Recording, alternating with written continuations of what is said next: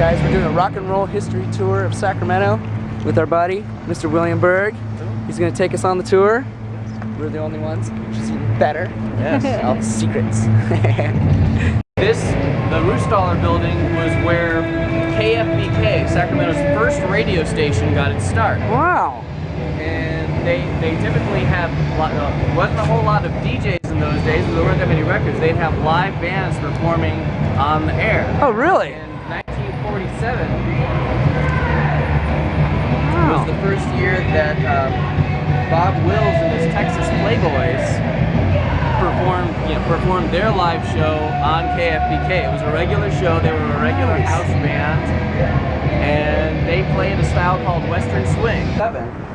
They originally played big band music live from the Senator Hotel, but by the late 50s and early 1960s, they were playing this new generation of top 40 rock and roll. It was basically the early generation of doo-wop and rockabilly, Elvis Presley and whatnot, and it was all coming out of this building right here. Wow. The corner of 11th and K.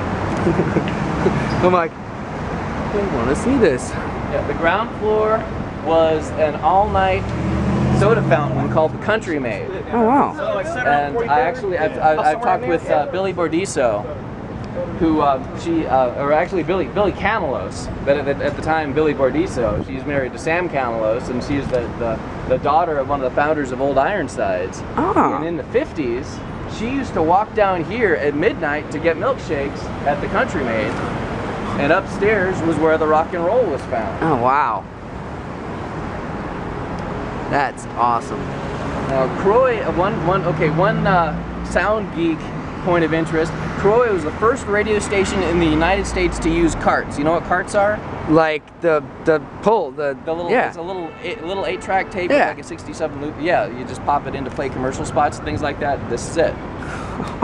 Wow. Look at that. You would have never known that, huh, guys? This building was built in 1925.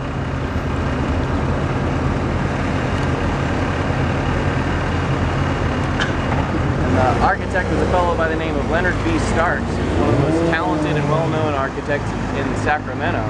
He designed the Alhambra Theater that used to be where the Safeway is. Okay. Wow. And up on the 14th floor was a restaurant called Top of the Town up until the 1960s. Top of the Town closed down, and there were a bunch of these oddballs in Sacramento who started liking the idea of what was called freeform radio. San Francisco College Station pioneered it. The idea was the DJ can play whatever he wants. No format, no rules, no, oh, you have to play this, no playlist, just go. KDVS. Yes, KDVS is the spiritual inheritor of that. But in Sacramento, the birthplace of Sacramento freeform radio is right up there on the 14th floor. Also back then, the big stations were AM. So Croy was an AM station. And they liked AM because it had a more powerful signal. You could broadcast it farther. FM was weaker, but the sound quality was better. You could actually do stereo in FM. And so if you're a little more into high fidelity sound, kind of the quality LP music versus 45s, FM was the way to go. Public Market Building. Really? The architect was Julia Morgan, who was really one of about the first really significant woman architect in American history. Wow. She's best known for designing Hearst Castle, but she also designed this building at the public market for her friend Elizabeth Blythe. Actually kind of encouraged her to do that project. Okay. And she also designed the Gady Mansion at 37. Zach State owns, so they're currently trying to sell it. It was built for Charles Gady, who was one of the original professors behind Sac State. Okay. Because the building across the street was where they were supposed to play, but the booker had double booked them. Oh. So they were there in Sacramento and no place to play, so they ended up playing. Boom. Grateful Dead played there. That's awesome. Ironic, right? Architectural firm of Dean and Dean. It's used for just about everything: graduations, ballet, opera, choir, roller derby. By the 1950s, they started to have big bands, jazz, and blues music. Duke Ellington, Dizzy Gillespie, Gene Krupa, Tommy Dorsey, the Ink Spots, folk acts like Kingston Trio. And nice. The Kingston Trio, the warm-up was a young comedian by the name of Bill Cosby. Oh, wow. This is the Memorial Auditorium, guys. I've been in there before. Hey! Was trying to find a band to play a high school graduation, and he was in touch with this up-and-coming band in Southern California called the Beach Boys, who actually didn't tour outside of Southern California. May 24th, 1963, they played their first out of Southern California show here in Sacramento. Wow. And they gained a huge following. It's kind of odd that surf rock gained such a huge following in a city that's not nice. So you guys a walking tour of Sacramento? It's a 105-year-old building, guys. Yeah, and it was built as efficiency apartments. The beds are great. They actually, instead of Murphy beds that slide down from the walls, there's actually a built-in desk, a built-in cabinet in each room, in each apartment, and there's a bed that slides out from underneath. Oh! Oh, dude. That is pretty cool. That is cool. And, yet another artifact was in the 70s, the site of Sacramento's first disco, Galactica 2000. Really? Galactica 2000 opened just as the disco fad was starting to fade, and it did not do very well. So, but there was a nice enough building there, and it became a pretty popular spot for like new wave shows in the early 80s. So the new romantic scene, new wave, a lot of touring bands came through. Probably one of the more obnoxious shows that happened here was later on, it was known as One Edge Up, and Iggy Pop did a show there. Wow. One of the features of this building was on the second floor, they had a big skylight. And Iggy was actually above the skylight looking down over the stage, jumped and crashed through the skylight, smacked down on the floor. Oh, wow. Got up and did the whole show. Wow. Of course, booze probably helped there. Yeah, I'm sure. Yeah. Called Walking the Dog. And Gilbert Lugin, the artist, just died last month. Oh, really? Yeah, there was actually kind of a memorial here last time we came through. And he was a member of an artist group called the Royal Chicano Air Force, which started out in the late 60s as a combination of political organizing group and arts collective and social collective, and they were based out of the same, they started out, the Latino community in Sacramento started out the same place as the West End, the area roughly where, if you know where Capitol Towers, O Street, that was the Latino barrio, and they were also displaced by redevelopment. And some moved into Southside Park, and the bigger Latino community moved into Alkali Flat. And RCAF grew out of that. It was basically a combination of arts, protests, education, social activism, and organizing. And some of the earliest murals of the California Latino muralism movement were RCAF murals, and actually one of the oldest is actually still there in Southside Park. Wow. But folks like Magoo, I mean, they've got a nationwide reputation. Oh, yeah. For arts. Oh, yeah. And so that's a piece of their art. But you notice there's this piece of Latino art, and then you've got this Asian Buddha statue right here. Oh, yeah. I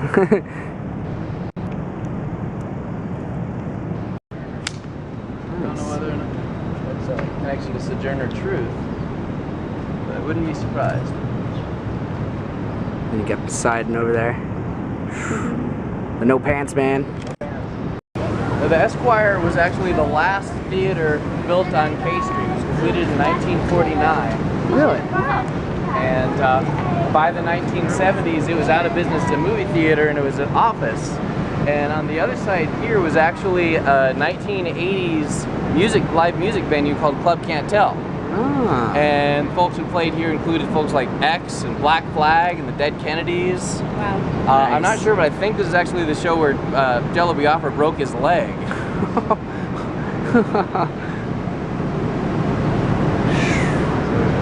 And this was, you know, K Street originally had been, it was the main street between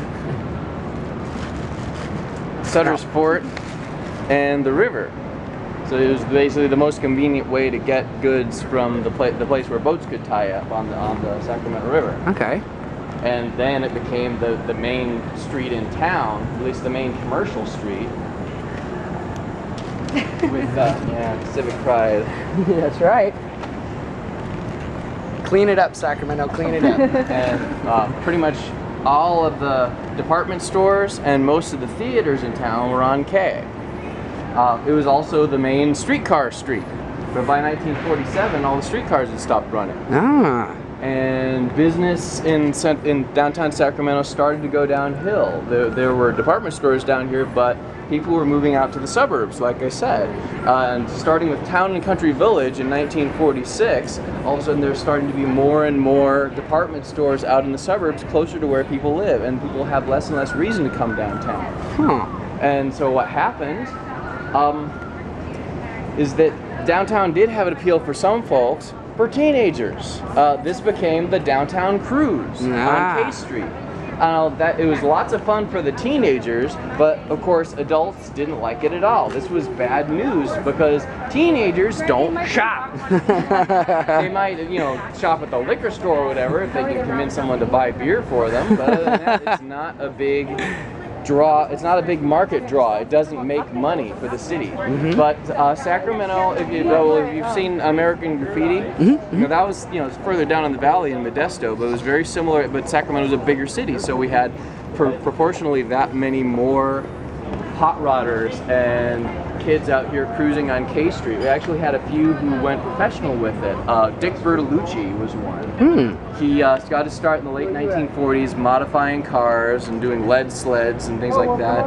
Probably his best known hot rod is called the Oanesian Merc, where he built for his friend Art Oanesian, and it's still considered, the Hot Rod magazine considered one of the top 10 hot rods of all time. Oh wow. And he started out with a shop over on Broadway in 21st, but he also was involved with, inspired by a few other people. There was this car club, the Thunderbolts Car Club, and he was inspired by an older hot rodder named Harry Westergaard, who died on April 29th, 1956, racing his brand new Thunderbird up the River Road off of Garden Highway. He must have been going over 100 miles an hour, but they found the two halves of this Thunderbird trying to compete with each other and bits of Harry in between. Oh man. Another hot rodder who got his start here in Sacramento was George Barris. He is best known for being the designer of the Batmobile from the Batman TV. Oh really? He also designed the Green Hornets car for the Green Hornet TV show. Oh wow. And the Munsters hot rods from the Munsters. So, and they all have the same kind of look to them, pretty much. Yeah. He was basically Mr. Hollywood custom car designer for many years. Got his start here in Sacramento. He had a shop at 19th and G. Oh wow. So, if you look at it, you got all the combinations. You got your radio station, you got teenagers, you've got hot rods, and you got places to play. It's a thriving city right there. The thriving city in some respects. Built a little bit before.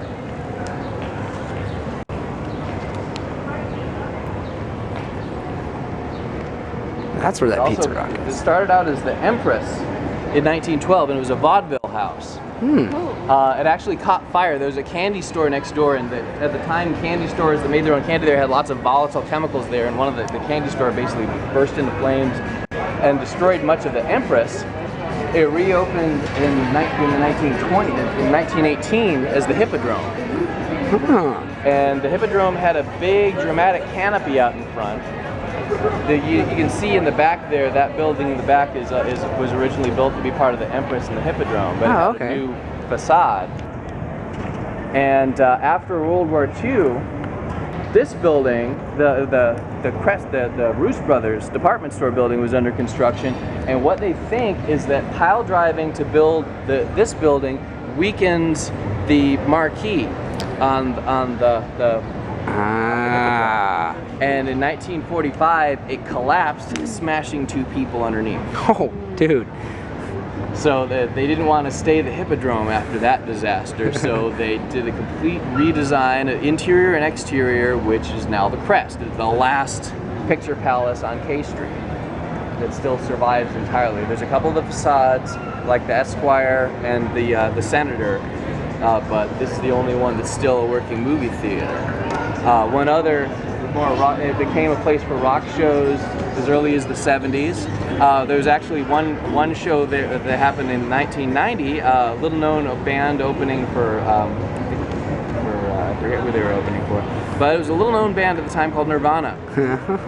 And Kurt Cobain was messing around downstairs and stepped into a bucket of green paint and just started walking around, putting his foot on the walls, making all these green paint splotches. And the owners got really upset with him and charged them $75 for rest.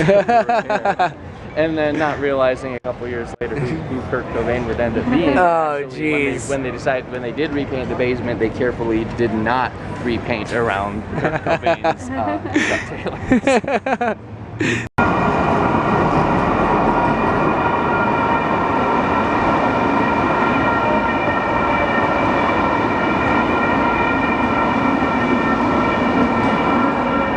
Oh wow. Really? Yeah. That is the smallest it's 3 feet shop. wide and about 80 feet deep. Whoa. So yeah, it's advertised as 240 square feet, and you can see it's only about 3 foot wide. Yeah. There's a bathroom in the back. For years and years, though, there was a guy who had a key business there. Making keys for you or sharpened blades. Oh, wow. Photos of K Street during the 30s and 40s that he showed people. Wow. 50 feet of this block. None of this is going to change, at least as far as they're not going to demolish it. They're going to clean it up and polish it up. But the idea is to keep this block looking in this kind of eclectic fashion. But this is going to get special treatment. This is awesome. It was originally built as Zucor's dress shop. What you're looking at is a 1973 mural painted by Frank Carson for Tower Records when this was the Tower store. Huh. And Tower, of course, got its start at the Tower Theater and Tower Drug Store. Russ Solomon, who started out just in the business of selling used 45 singles. There's one thing about radio in the 50s is there wasn't a whole lot of rock and roll actually on the radio, even in any city, let alone Sacramento. Most of what you heard was really the more accessible and wholesome stuff. But to hear the latest rock and roll hits, the real stuff that kids wanted to hear, you had to go to a jukebox. And so every jukebox had its hits, but that meant that there was a constant influx of new records into jukeboxes, and a big market for used records, because these are the same cool records, but they're used now, and so you can buy them for a fraction of the price. For sure. And Solomon and his dad bought those records, and soon they were making more money selling records than they were selling drugs. Oh, wow. So Tower Records was born. This is not the first. The first one is actually over the one on Watt Avenue. Again, all the action was in the suburbs, but they opened up this building. It was one of the first ones. Oh. And just closed a few years ago when Tower finally died off. But as part of the redevelopment project here, they're going to restore this mural. Awesome. Yeah, it's beautiful. Keep it, Sacramento, keep it. Building that was built as a bank building. That and the building next to it are going to be owned by, or they're going to be operated by the folks who run the Shady Lady, and it's going to be a 500-seat live music venue. Oh, nice. And this block itself also has some jazz history. The building in the middle there, the red brick building, was the Ansel Hoffman Saloon. Really? You've heard of Ansel Hoffman Park. He was a county supervisor. He started out as a restaurateur, kind of like Randy Perriger. Yeah. Okay. Series 15 or 20 restaurants in town. He owned a hotel across the way, the Golden Eagle Hotel. He owned the Disney Hotel right here, and he also ran the saloon with live music. And this was like Al Jolson played there, for example. Oh, wow. A lot of the other ragtime greats from the 20s. The good. He was also a speakeasy. Ah. They kept selling alcohol. So that was awesome, guys. Yes, come and check out this tour. It was a lot of fun, a lot of history. Obviously, we were the only ones on it right now, but we need to get more people involved with Sacramento history because there needs to be more stuff. Everybody always bitches about, oh, there's nothing to do in Sacramento. Go make your own history. Check it out. This is awesome. And thank you, Mr. Bill, Mr. William Berg. Thank you very much for taking us on the tour and all that good stuff. Thank you to the Sacramento, what is it? The Sacramento Partnership. Downtown Sacramento Partnership. Thank you very much for putting this on. This is awesome. Hopefully we can get more people out here and get more people interested in history. Yay! Yay, Sacramento.